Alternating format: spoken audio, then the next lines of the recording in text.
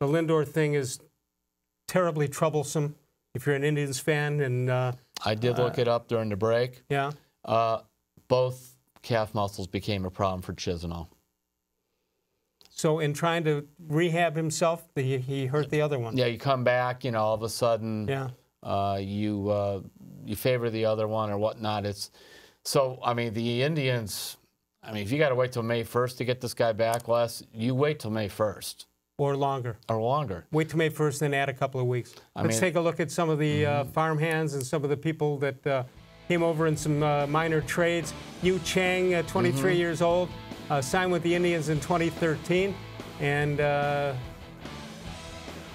he is at Columbus last year, playing in 127 games, and he hit 256. Max Maroff is 25 years old. They got him in the Pittsburgh trade, right? Yeah, I don't know. Sort of a utility infielder type guy. Yeah, well, that's. I like Chang, by the way. Chang was in the Lucroy deal that was voided. He was going to go to Texas. The Yankees asked for him, and when they traded all those prospects for Andrew Miller, they wanted him to be, I think, the third prospect after they traded Frazier and Justice Sheffield. So the Indians kept him out of it. Chang just had a really big season in the Arizona Fall League. In fact, the Indians were working him some at third base, too. So I think, you know, he's got a, if you're looking at the younger prospects, he's one that could really do it because he's played up at, well, those numbers look sort of modest. They're not bad for a 23-year-old in AAA. How about this guy, Eric Stamets, who I think played a little bit with the Indians? Yeah, he could really field. Excellent defensively. I don't know if he's going to hit. See, you see that like there, but he's really good defensively. You know, is he John McDonald or something like that? Maybe.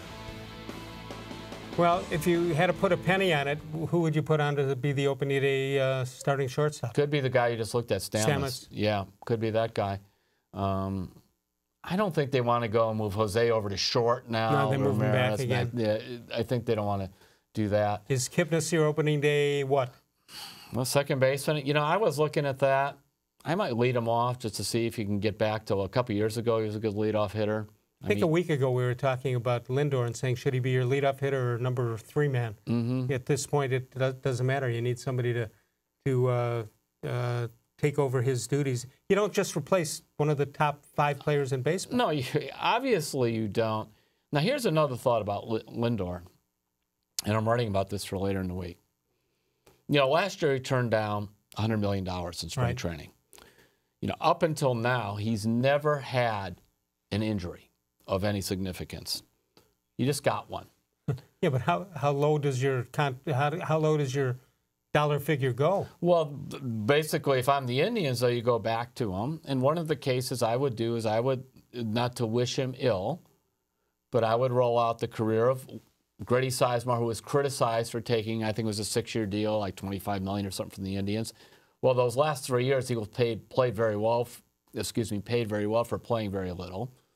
Michael Brantley took an extension, and then he made $14 million in 2016 and 17 when he hardly played because of injury. And then his option of $12 million kicked in for 18.